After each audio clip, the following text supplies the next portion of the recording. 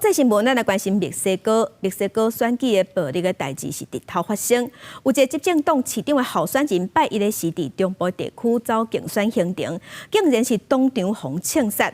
那过去半年来，墨西哥已经有24个候选人死亡。La ciudadanía está con nosotros, nos cuida, pero sí, claro que vamos a tener protocolos de seguridad mismos que ya está viendo el jurídico del partido en el estado. 这个讲话的人是竞选市长的盖坦，伊在说上尾出现的画面。伊当阵伊当伫墨西哥中部瓜纳华托州的塞拉亚，展开伊头一天造势活动。想袂到，就伫伊讲到安全计划的时阵，煞去歹徒开枪，当场抓无命。这个消息传出来，执政党的候选人是感觉惊一跳，而且为伊集体默哀。Esto es algo que nos tiene enojados, conmocionados.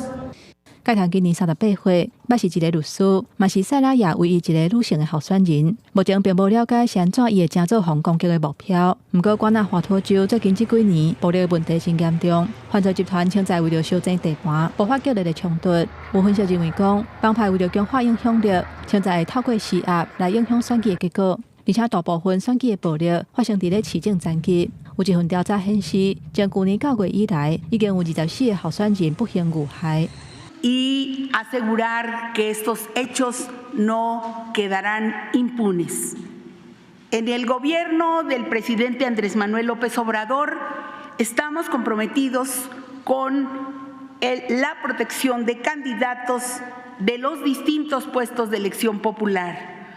墨西哥安全部长答应讲，会替盖坦讨公道，卖调查盖坦事先已经有向当局请求提供安全保护，是安怎无得到适当的回应。